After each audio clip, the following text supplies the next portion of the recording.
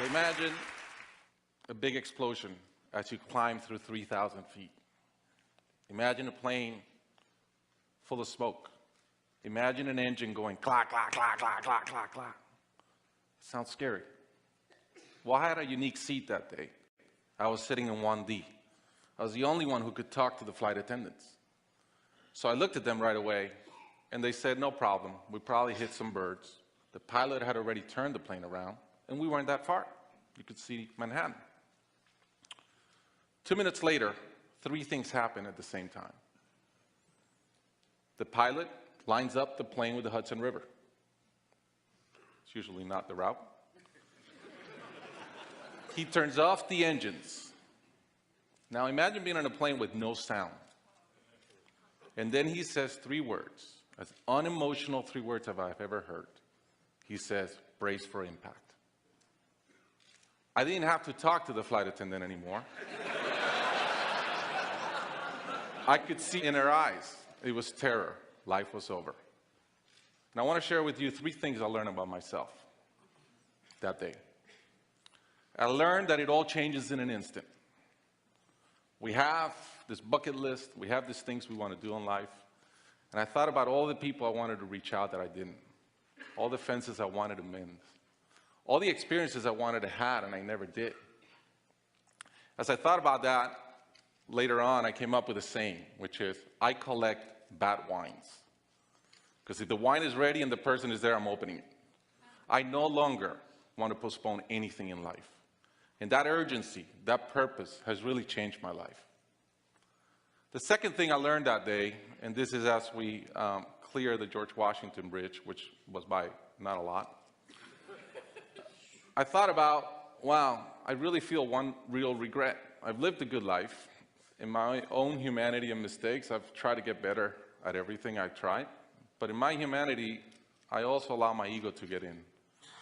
And I regretted the time I wasted in things that did not matter with people that matter. And I thought about my relationship with my wife, with my friends, with people. And after, as I reflected on that, I decided to eliminate negative energy from my life. It's not perfect. It's a lot better. I've not had a fight with my wife in 2 years. It feels great. I'm no longer trying to be right. I choose to be happy. The third thing I learned, and this is as your mental clock starts going 15, 14, 13, you can see the water coming. I'm saying, please blow up.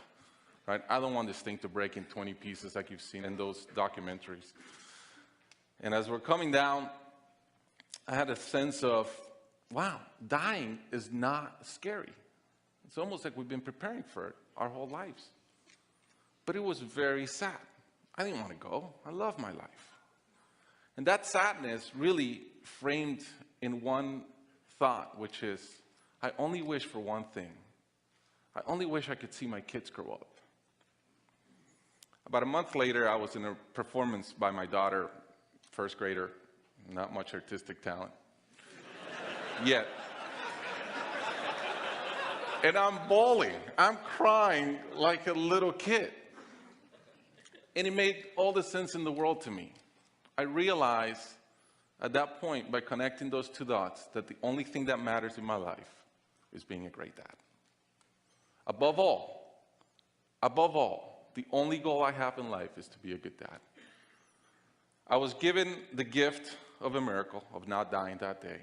I was given another gift, which was to be able to see into the future and come back and live differently. I challenge you guys that are flying today. Imagine the same thing happens on your plane, and please don't. But imagine, and how would you change? What would you get done that you're waiting to get done because you think you'll be here forever? How would you change your relationships and the negative energy in them?